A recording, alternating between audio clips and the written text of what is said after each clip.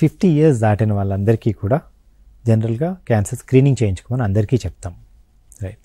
So దీంట్లో ఏంటి అంటే కామన్గా వచ్చే క్యాన్సర్ సంబంధించి బ్రెస్ట్ క్యాన్సర్కి ఒక మ్యామోగ్రామ్ అని ఉంటుంది. సో ఒక్క టెస్ట్ తోటి అన్ని క్యాన్సర్స్ దొరికిపోతాయనే క్వశ్చన్ లేదండి. ఏ భాగానికి సంబంధించి ఆ భాగానికి సరిపడగా టెస్ట్ చేయాల్సి ఉంటుంది మనం.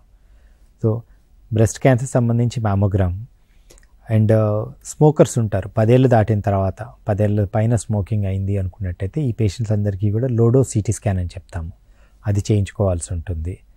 దెన్ మనకు రొటీన్గా చేసేటువంటి అల్ట్రాసౌండ్ అబ్డామిన్లో చాలా వరకు మనకు కడుపులో ఏమన్నా ప్రాబ్లమ్స్ ఉన్నట్టయితే తెలుస్తూ ఉంటాయి, రైట్. సర్వైకల్ క్యాన్సర్ సంబంధించి పాప్స్మియర్ అనేది అందరూ రొటీన్గా చేయించుకోమని చెప్తుంటాము. ఈ పాప్స్మియర్ అనేది 25-30 years దాటిన దగ్గర నుంచే స్టార్ట్ చేయమంటాము, రైట్. అండ్ దెన్ కొలాన్ క్యాన్సర్కి కొలనోస్కోపీ చేయించుకోవాల్సి ఉంటుంది, లేదు అంటే ఒక బ్లడ్ టెస్ట్ కూడా ఉంటుంది అనమాట, అంటే ఫీకల్ అక్కల్ బ్లడ్ టెస్ట్ అంటాము, అది చేయించుకోవడము. సో ఇవన్నీ 50 years దాటిన వాళ్ళందరూ చేయించుకోవాలి. అదేవిధంగా జెంట్స్లో one of the commonest cancers ఏంటి, ప్రాస్టేట్ క్యాన్సర్. ఇది సీరం పిఎస్సి అనే బ్లడ్ టెస్ట్ ఉంటుంది. సో ఇటువంటి టెస్టులన్నీ కూడా మన కామన్ క్యాన్సర్ సంబంధించిన టెస్టులు చెప్తుంటాం. అది కాకుండా అంత ఎక్కువగా ఇన్సిడెన్స్ లేనటువంటి క్యాన్సర్స్ ఏవైతే ఉన్నాయో వాటిని కనుక్కోవడానికి స్పెసిఫిక్గా టెస్ట్ అంటూ లేవు. సో మన రొటీన్ హెల్త్ చెక్స్లో ఏమైనా అబ్నార్మాలిటీ కనిపించినప్పుడు అప్పుడు ఇన్వెస్టిగేట్ చేసుకుంటే మనం ఎర్లీగా గుర్తించగలుగుతాం.